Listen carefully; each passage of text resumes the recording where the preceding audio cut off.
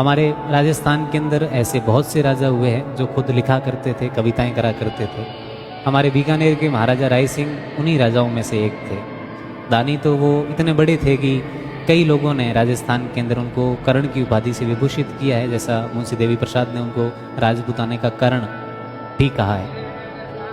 लगभग बीकानेर के अंदर रहना उनका उस समय कम ही होता था कि क्योंकि उनको मुगल अभियानों के अंदर जाना पड़ता था, उनका सेनापतित्व जो है वो किया करते थे। एक बार उनको दक्षिण अभियान की तरफ अकबर ने भेजा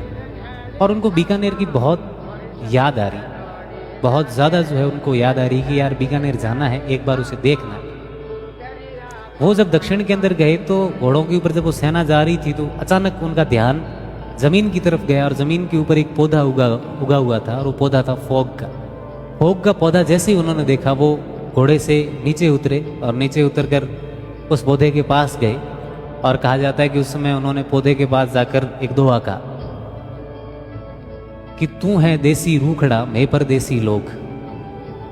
माने अकबर तेड़िया तू क्यों आयो फोग। कि तुम तो पौधे देसी हो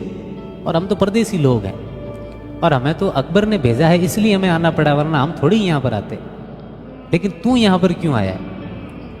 ऐसी ही बात जम्मू के अंदर भी जो है वो आपकी चला करती है। कहा जाता है कि जम्मू का एक व्यक्ति था जो काम करने के लिए काम ढूंढते हुए विदेशों के अंदर चला गया और जैसे ही वो विदेश के अंदर काम उसको मिल नहीं रहा था, वो घूम रहा था, तो किसी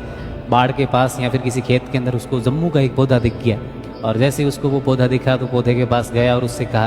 कि माडे घराई दिए बूटिए मैनू तो किस्मत खींची ले आई, तेनू इतने कौन खींची ले आया, कि मुझे तो किस्मत यहाँ पर लेकर आई है। तो इस एक पौधे के प्रति भी कितना आत्मीयता का भाव हो सकता है, प्रेम का, स्नेह का, जुड़ाव का,